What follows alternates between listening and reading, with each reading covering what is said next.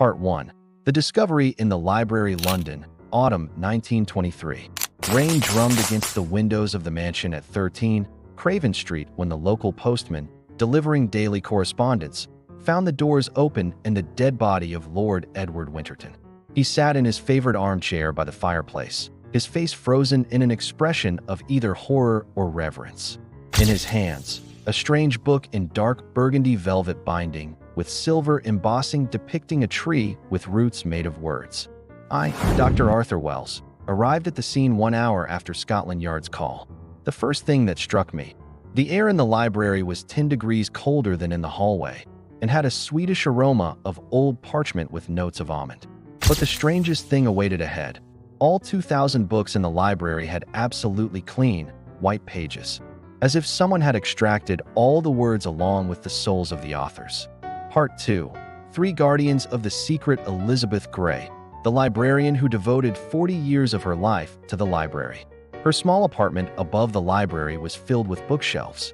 During the search, I found her diary where she detailed how books move by themselves, change their positions on shelves, and sometimes even open and close. The last entry read, "The Lord tried to free them. He didn't understand that some shadows are better left imprisoned in words." Professor Walter Morse, a famous collector of rare books. In his Chelsea mansion, I discovered an entire collection of living books. One of them, Homer's Odyssey, contained pages that gradually became transparent when read.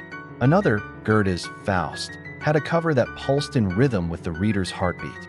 Morse admitted he tried to buy Winterton's library, but refused to say why he needed empty books. Albert Finch, a mystical writer who disappeared without trace 10 years ago. The investigation revealed that Winterton was the last to see Finch alive.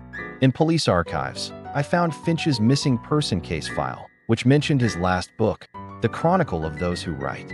This book, according to witnesses, had the ability to record the fates of those who read it.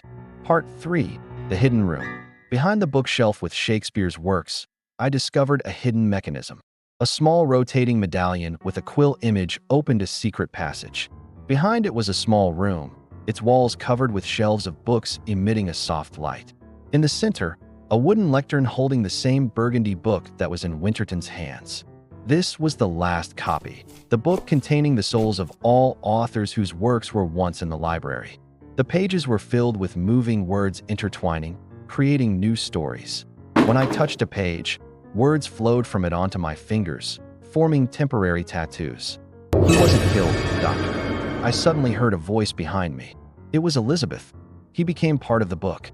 He wanted to free us, but didn't understand that we ourselves chose this fate." Part 4. The night of awakening at midnight. Something incredible began in the library. Books opened by themselves, semi-transparent figures emerging from their pages. Shakespeare in elegant Renaissance clothing, the Bronte sisters in their modest dresses, Dickens with his characteristic beard, all gathered in the library. "We are not ghosts in the usual sense," Shakespeare explained. "We are ideas embedded in words. We are emotions born in readers. And we can be dangerous to those who try to free us." They told me the library's history, a place where authors could leave a piece of their soul in their works to live forever in words. But some of them, like Finch, tried to use this power for their own purposes. Part 5. The real truth. It turned out Albert Finch didn't disappear. He tried to create his own library using the souls of living authors. Winterton learned about this and tried to stop him, but Finch managed to transfer part of his soul into the last copy. Now he was trying to absorb other authors' souls to become the sole author of all stories. The final confrontation occurred in the hidden room. Finch, whose image now consisted of intertwined words, tried to absorb me. But the authors combined their forces, creating a barrier of words and ideas. "Sometimes, Doctor," Dickens whispered, "the greatest secret lies not in what is written, but in what remains between the lines." Part 6. Epilogue. Today, the library on Craven Street is closed to visitors. But sometimes, passing by, I hear the whisper of pages and see words dancing behind the windows.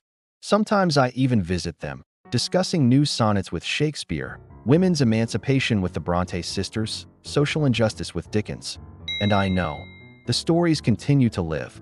waiting for a new reader who will understand that true magic lies not in words, but in those who read them. Final thought. Every book is a door to another world, but we ourselves decide whether to open them.